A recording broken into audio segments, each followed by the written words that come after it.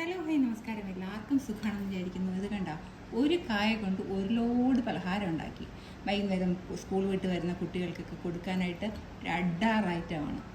നേരെ പോകാം വീഡിയോയിലേക്ക്. ബായോ. കാബേജ് ഉണ്ടാക്കാനായിട്ട് ഞാൻ 2 കായ എടുത്ത് വെച്ചിട്ടുണ്ട്. ഏത്തക്കായ അല്ല കേട്ടോ. ഇതിനെന്താ പറയുക നിങ്ങളുടെ എവിടെയൊക്കെ എന്ന് എനിക്കറിയില്ല. മുന്തങ്കായ എന്നൊക്കെ ഞങ്ങളവിടെ പറയും. അവിയലിലൊക്കെ ഇടാനായിട്ട് ഇത് ഉപയോഗിക്കാറുണ്ട് ഞങ്ങളവിടെയൊക്കെ. അപ്പോൾ ഇതാണ് കാബേജ് ഉണ്ടാക്കാനായിട്ട് ഞങ്ങൾ ഉപയോഗിക്കുന്നത്. അപ്പോൾ ഇതിൻ്റെ സ്കിൻ ആദ്യം അങ്ങ് റിമൂവ് ചെയ്തേക്കാം. എന്നിട്ട് ഇതിൻ്റെ ഈ ഭാഗവും കട്ട് ചെയ്ത് കൊടുക്കണം കേട്ടോ. കണ്ടോ, ഇതേപോലെ ഞാൻ അടുത്തത് എടുത്തിട്ട് വരാം. നമുക്ക് ഒന്നുകിൽ കത്തി കൊണ്ട് വളരെ നൈസായിട്ട് അരിഞ്ഞെടുക്കാം. അതല്ലാന്നുണ്ടെങ്കിൽ ഇതേപോലെ ഒരു പീലർ വെച്ചിട്ട് ഈ ഭാഗം ഉണ്ടല്ലോ, ഈ ഭാഗം വച്ചിട്ട് ഈ ഭാഗത്തിൽ വച്ചിട്ട് ഇങ്ങനെ പിടിക്കുക. ഇങ്ങനെ നൈസായിട്ട് ഇതേപോലെ നൈസായിട്ട് എടുക്കാം, മുറിച്ചെടുക്കുക.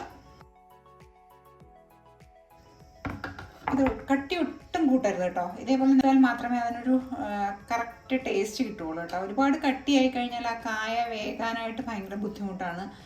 അപ്പോൾ ഞാൻ എടുക്കുമ്പോൾ എപ്പോഴും ഇങ്ങനെ നൈസായിട്ടാണ് എടുക്കണം. നമ്മൾ കത്തി കൊണ്ട് കട്ട് ചെയ്യുമ്പം കുറച്ചും കൂടി കട്ടി കൂടും. ഞാൻ എന്താ ഇതേപോലെ അരിഞ്ഞെടുത്ത് വെച്ചിട്ടുണ്ട് കണ്ടോ. തീരെ കട്ടിയില്ലാതെയാണ് എടുത്ത് വെച്ചിട്ടുള്ളത് കേട്ടോ. ഇതാകുമ്പം കായ പെട്ടെന്ന് വെന്ത് കിട്ടാനും നല്ലതാണ്, നല്ല ക്രിസ്പി ആയിട്ട് ഇരിക്കുകയും ചെയ്യും കേട്ടോ. ഇനി ഇതിൻ്റെ മാവ് എങ്ങനെ തയ്യാറാക്കുമെന്ന് നോക്കാം. അപ്പം ഞാൻ എന്താ 1 കപ്പ് മുഴുവനായിട്ടും കടലമാവാണ് കേട്ടോ എടുത്തിട്ടുള്ളത്. കടലമാവ് തന്നെ എടുക്കണം കേട്ടോ. 1 കപ്പ് കടലമാവിന് 1/2 കപ്പ് അരിപ്പൊടി കേട്ടോ. പൊടി എടുക്കുമ്പോൾ വറുത്ത അരിപ്പൊടിയാണ് ഞാൻ എടുത്തിട്ടുള്ളത്. പത്തിരിപ്പൊടി ഉണ്ടല്ലോ അതാണ് എടുത്തിട്ടുള്ളത്. പിന്നെ ഇതിലേക്ക് ആവശ്യത്തിനുള്ള ഉപ്പ്, പിന്നെ ഒരു നുള്ളു മഞ്ഞൾപ്പൊടി, ഒരു 1/4 ടീസ്പൂണിനും താഴെ മതി കേട്ടോ. ഒരു പേരിന് മാത്രം മഞ്ഞൾപ്പൊടി. പിന്നെ വേണ്ടത് മുളക് പൊടിയാണ്. 1 ടേബിൾ സ്പൂൺ മുളക് പൊടി. അത് അവരവരുടെ എരിവിനനുസരിച്ചിട്ട് എടുത്തോളണം കേട്ടോ. ഒരു 1/4 ടീസ്പൂൺ കായം പൊടി കേട്ടോ. കായം പൊടി കറക്റ്റായിട്ട് ഇട്ട് കൊടുക്കണം കേട്ടോ. അതിൻ്റെ ഒരു ഫ്ലേവർ, ഒരു പ്രത്യേക ഒരു മണമാണ് കേട്ടോ. ഞാനിപ്പോൾ ഏകദേശം 1 കപ്പോളം വെള്ളം എടുത്ത് വെച്ചിട്ടുണ്ട്. ആദ്യം നമുക്ക് 1/2 കപ്പ് ഒഴിച്ചു കൊടുക്കാം കേട്ടോ.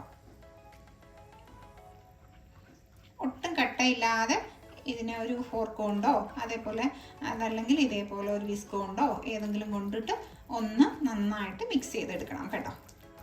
ഇത് കുഴച്ചെടുത്തിട്ട് വരാം. ഇതിപ്പോൾ നമ്മുടെ മിക്സ് റെഡിയാക്കി ഞാൻ വെച്ചിട്ടുണ്ട്. ഈ മിക്സിലേക്ക് നമുക്ക് അവസാനമായിട്ട് നമ്മൾ ഉണ്ടാക്കുന്നതിന് തൊട്ട് മുന്നേ ഒരു 1/4 ടീസ്പൂണിനും താഴെ ഒരു സോഡാപ്പൊടി കേട്ടോ. അപ്പമൊക്കെ ചുടുമ്പോഴത്തേക്ക് നമ്മൾ യൂസ് ചെയ്യില്ലേ അത്. കൈകൊണ്ട് നന്നായിട്ട് ഒന്ന് മിക്സ് ചെയ്തതിന് ശേഷം മാവിലേക്ക് ഈ ഒരു പാൻ അടുപ്പത്ത് വയ്ക്കുക. പാനിലേക്ക് ഓയിൽ ഒഴിച്ചു കൊടുക്കുക. ഞാൻ സൺഫ്ലവർ ഓയിലാണ് ഒഴിക്കുന്നത് കേട്ടോ. നിങ്ങൾക്ക് വെളിച്ചെണ്ണ ഒഴിച്ചാലും മതി, ഏത് ഓയിൽ ഒഴിച്ചാലും കുഴപ്പമില്ല. അവരവരുടെ ഇഷ്ടത്തിനനുസരിച്ചിട്ടുള്ള ഓയിൽ. ഇപ്പോൾ അതാ നമ്മുടെ ഓയിലൊക്കെ നന്നായിട്ട് ചൂടായിട്ടുണ്ട്.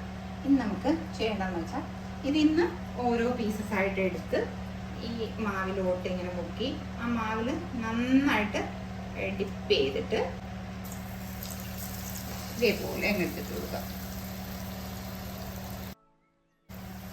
ഇതേപോലെ അങ്ങ് തിരിച്ചു മറിച്ച്. പിന്നെ അതുപോലെ എരിവ് വേണമെന്നുണ്ടെങ്കിൽ അവരവരുടെ ഇഷ്ടത്തിനനുസരിച്ച് കൂട്ടുകയോ കുറയ്ക്കുകയോ ഒക്കെ ചെയ്യാം കേട്ടോ. അതൊക്കെ ഓരോരുത്തരുടെ ഇഷ്ടത്തിനനുസരിച്ചിട്ട് നമുക്ക് നമ്മുടെ അതനുസരിച്ചിട്ട്. പിന്നെ ചില ആൾക്കാർ ഇഞ്ചി വെളുത്തുള്ളി പേസ്റ്റ് ഇടും, ഉണ്ടാകുന്നല്ലോ. ചിലർ നമ്മുടെ പെരുംജീരകത്തിൻ്റെ പൊടി ഇടും. ഞാനിതൊന്നും ഇടുന്നില്ല കേട്ടോ. ഇങ്ങനെ തന്നെ എടുക്കാനായിട്ടാണ്. ഇതിന് ഭയങ്കര ഇഷ്ടമാണ്, ഇങ്ങനെ കഴിക്കാനായിട്ടും ഭയങ്കര ഇഷ്ടമാണ്, നല്ല ടേസ്റ്റുമാണ്. നാടൻ രീതി. ഇങ്ങനെ കട്ടി കുറച്ച് ഈ കായ എടുക്കുന്നതിൻ്റെ വേറൊരു ഗുണമെന്ന് വെച്ചാൽ കായ പെട്ടെന്ന് വെന്ത് കിട്ടും. നമുക്ക് ഒരുപാട് നേരം ഇട്ട് ഇങ്ങനെ ബുദ്ധിമുട്ടേണ്ടി വരില്ല. കായ നല്ല അകം നല്ല സോഫ്റ്റും പുറം ഭാഗം നല്ല ക്രിസ്പി ആയിട്ടിരിക്കും. നമ്മൾ അരിപ്പൊടിയൊക്കെ ചേർത്തത് കൊണ്ട് നല്ല സോഫ്റ്റായിട്ടും ഇരിക്കും. അകം ഭാഗം നല്ല സോഫ്റ്റും പുറം ഭാഗം നല്ല ക്രിസ്പി ആയിട്ടിരിക്കും. പെട്ടെന്ന് ആയി കിട്ടുകയും ചെയ്യും. അതിലൊക്കെ ഒരു ഗസ്റ്റ് വരുവാണെന്നുണ്ടെങ്കിൽ നമുക്ക് പെട്ടെന്ന് ഉണ്ടാക്കിയെടുക്കാൻ പറ്റും.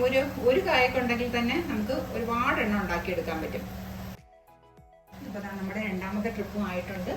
നമുക്ക് ഇതിനെയും പോയി മാറ്റാം. ചൂടോടുകൂടി നല്ല ചൂട് ചായയോ കട്ടനോ ഒക്കെ കഴിക്കാനായിട്ട് അടിപൊളി ടേസ്റ്റാണ് കേട്ടോ. നിങ്ങളിത് കണ്ടുകൊണ്ടിരിക്കുന്ന സമയത്ത് നിങ്ങൾക്ക് ഇഷ്ടമാണെന്നുണ്ടെങ്കിൽ ഒന്ന് ലൈക്ക് ചെയ്യാനും ഷെയർ ചെയ്യാനും സബ്സ്ക്രൈബ് ചെയ്യാനും മറക്കല്ലേ. ഇത് കണ്ടോ, ഇത് അവൻ്റെ അവസാനത്തെ പീസ് കൊണ്ട് ഉണ്ടാക്കിയാണ്. നല്ല ക്രിസ്പിയാണ്, അടിപൊളി ടേസ്റ്റാണ്. ഒരു പ്രാവശ്യം നിങ്ങൾ ഇതേപോലെ ഒന്ന് ഉണ്ടാക്കി നോക്കുക കേട്ടോ.